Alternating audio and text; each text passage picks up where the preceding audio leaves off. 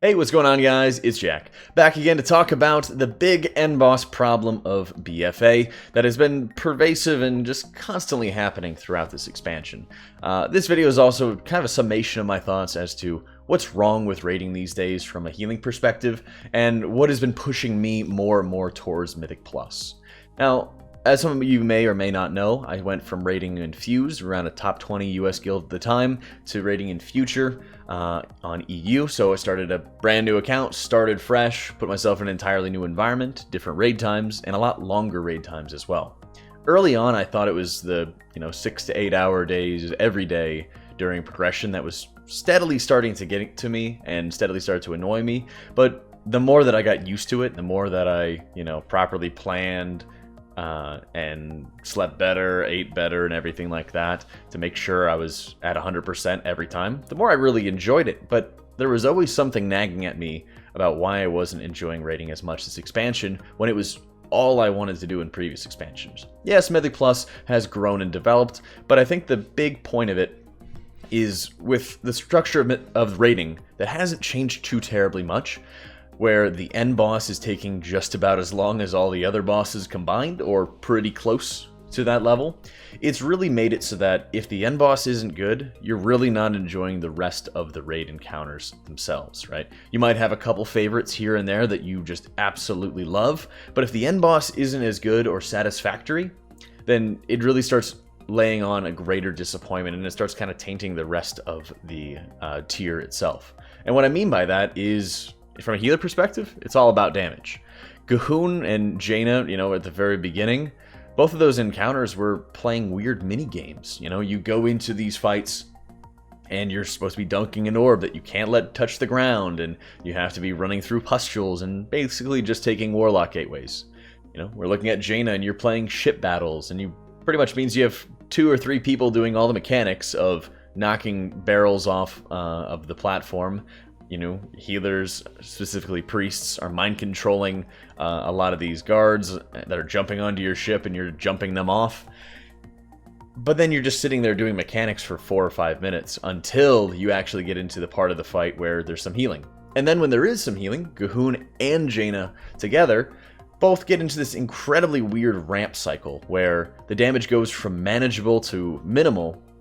and then it completely scales out of control to the point that you're about to die because you're getting too many stacks of any kind of ticking damage. It's not a consistent and steadily growing increase of damage. It's an overwhelming increase to the point where you just have maybe a couple second window of extra survival time per raid cooldown that you use, to the point that all of the healing in the encounter comes in the last 2 or 3 minutes or something like that, right? And it's kept on growing to the point that it was so frustrating, because as a healer, you're waiting for those moments where you can actually do something. Argus, Kil'jaeden, all of these encounters that we've seen previously, even Garrosh as well, going all the way back to Mist Pandaria, had a lot of really fun encounters, and it seems almost that they've taken such a turn from previous expansions and previous end bosses to try to make them smarter and to try to stretch the limitations, not of our DPS or HPS, but of our mechanical abilities. And from that perspective, it seems like they've just gone way too far in that direction of focusing us on just doing mechanics and focusing our ability to play chess with 20 people, rather than going back to, there's still a lot of value in healing, in damage, in being these players that can actually, produce throughput while doing mechanics. Not you just sit here, do mechanics, and don't stand in the fire, because then you're going to die. And while Unat was a very nice exception to this rule, where there was reasonable amounts of damage throughout the encounter, it also didn't last as long as we've seen other raid tiers by a long shot, really. While it was an incredibly difficult boss, by the time that a lot of guilds were getting to it, it had been nerfed, but it also, Crucible was such a mini tier that a lot of people ended up skipping over it, or just killing the first boss and calling it a day. Now, as we go on to Ashara, they started kind of stepping it up to another level. Not only are you trying to make sure that you survive and not stand in any of the garbage, but it was much less on a mechanical side, rather that it was on playing advanced 4D mathematics to make sure that you're able to soak enough runes, find out how much energy is required to be soaked in all the runes, to reduce bosses' energy, to reduce or increase rune energy to the point that you're going to be able to survive mechanics. Because your health is also getting reduced by a massive amount, lowering the need for throughput, and you're having to play with line of sight mechanics, which can determine how much damage that you're taking at any one point in time. This, in my opinion, was one of their greatest mistakes for a raid boss fight that should have been a lot more epic. When we see any sort of big arcane enemies, bullies, that have been renowned for their use of magic, it's very weird to see and compare a fight like Ashara to, say, Grand Magistrix Elisand, which had tons of very fun aspects to it where you could speed up or slow down depending on the orbs that you were going into, and manipulating those orbs to say, yeah, we're going to have a slowdown period to survive a mechanic, and we're going to have a speed up mechanic that we'll be able to make use out of in order to dodge and in order to increase our own throughput. Those things like that make for model raid encounters. Even though Elisand was the penultimate boss, not the final one, it still stands out as an encounter that was heavily focused on mechanics and heavily focused on how you manipulate the different mechanics that present themselves in the raid encounter. But it also gave you a lot of opportunities to pump damage and pump healing and be able to really flex your muscles on that one. Kill Jaden, as another example, was a massively punishing encounter that, to be fair, did have long periods of healer downtime, but it also had long periods of healer uptime where you're focusing on surviving these massive bursts of damage and focusing on squeezing out whatever healing that you can before you get knocked back, right? The balance between, knowing, hey, I can survive this thing, and that way I can use my rocket jump, or I can use a wild charge, something, to stay on the platform, get some extra healing out, versus, I just have to line of sight here and then hope I live. Or everyone's throughput, or everyone's health is reduced by 50%, so we have the throughput requirement of an Uldir encounter on the end boss of the 3rd tier of the expansion. That's kind of insane to think about, and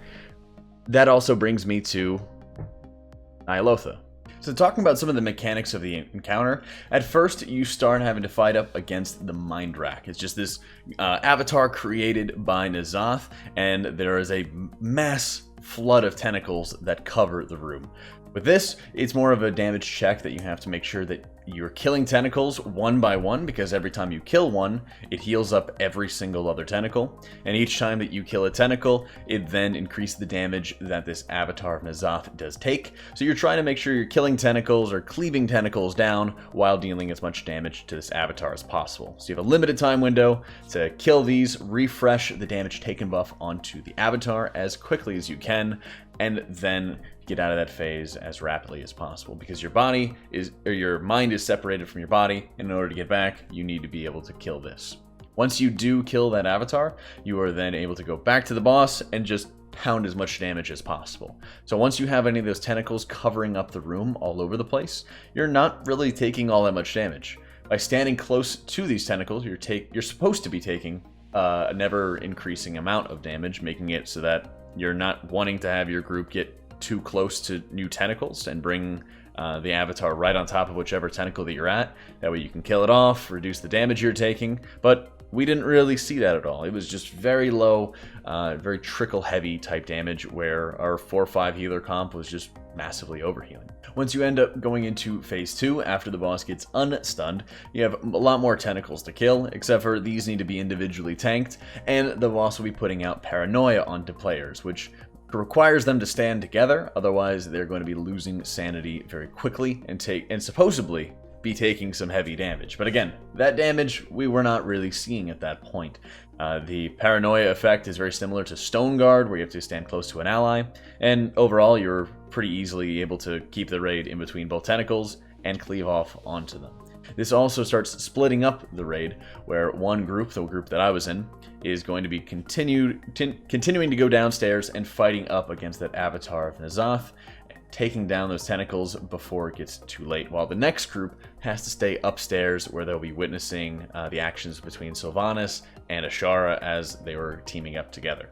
So as our group, for example, is going downstairs, you'll see Deathwing flying around and dropping flames of insanity all over the place, which will disorient you and, again, cause you to lose more and more sanity. For us, it was bugged, and it was actually giving us mana instead of giving us sanity, which was interesting, or draining our sanity, rather.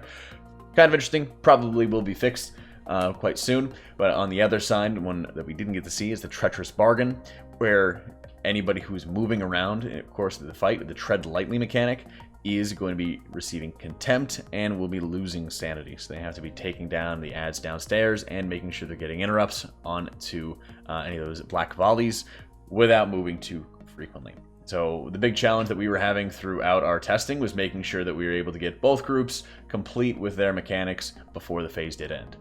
We switched around and we checked logs for each of our sides, and neither group really seemed to be taking more damage. And even if people were getting hit by cataclysmic flames from Deathwing, it was a quick dispel, and it was very easy to get people out of it, right? It was very slow cast, so unless there's some requirement where we're expected to be taking lots of damage by standing in these effects in order to do enough damage to get out of the zones, that didn't really seem to happen. But from what I can see, that was really the only barrier for us, was just straight mechanics. It was nothing to do with healing, and we probably could have cut down to 2.5 healers if we had some sort of battle shaman. But otherwise, it's low damage, heavy mechanical requirements, and then even more so than I think we've seen previously, because there's nothing to do, and there isn't extra mechanical duties like you saw at a Jaina with the boats and the mind controls, or you saw at a Shara with soaking runes, because there is nothing else for you to do. You are stuck just adding more damage and trying to make sure that your group is able to kill enough ads in time. And while that is nice that healers add damage, the fact that it's a primary mechanic, not something that you do in downtime, but it's the primary mechanic for your job in multiple phases of the encounter, is incredibly frustrating. As you've seen previously, if you haven't check them out in our other videos, I have been a very big fan of adding damage as a healer, but I think I very much draw the line when that is our entire mechanical duty, because much later in the encounter, at least from what we've seen from the spellbook, because we didn't get that far in testing, there's supposed to be more damage. There's supposed to be more damage, there's supposed to be more for us to work on, but we haven't gotten to that point yet, and we're sitting there as if we could just 2-heal it, because there's nothing going on. We're even having people standing in extra things and dealing with extra mechanics and standing in them poorly, and we're still pulling 30, 40, 50k HPS tops. This doesn't really stand out to the raid bosses that I have come to know and love throughout playing this game, and it certainly doesn't remind me at all of the healing meta and the healing environment that I've very much enjoyed going throughout.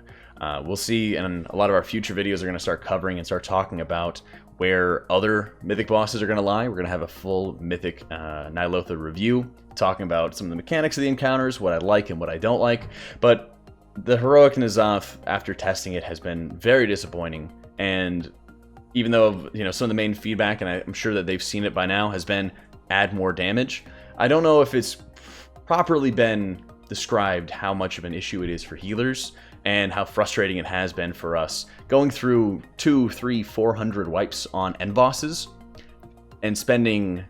so many of those feeling like you're not contributing and you're not doing your role, because your role has been changed, augmented, and made a lot more frustrating, because that is the requirement to get later into the fight where you can actually heal and you can actually do the things that you're familiar with. Let me know what you guys think based off some of the footage you're seeing right now for Heroic N'Zoth, whether you don't like it so far. We'll be having a full review, like I said, of the Mythic Ny'alotha bosses, as well as Heroic N'Zoth, coming up later before the new tier comes out. Thanks so much for tuning in, guys. Let me know what you think, and I'll catch y'all next time.